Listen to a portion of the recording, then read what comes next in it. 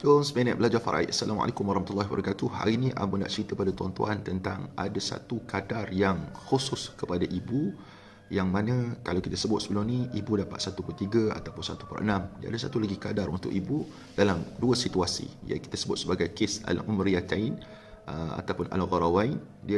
Ibu akan mendapat 1/3 baki.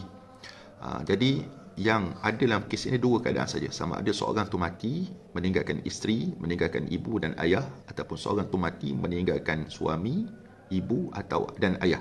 Maka ketika ini ibu akan mendapat 1/3 baki. Tuan-tuan boleh tengok dengan contoh yang saya sediakan di bawah ini, dan kita dapat lihat bagaimana kita kena bahagi bahagian suami dulu ataupun bahagian isteri dulu, dan selepas dapat bahagian suami ataupun isteri, barulah kita ambil 1/3 daripada baki setelah diberikan hak suami ataupun isteri untuk kepada ibu.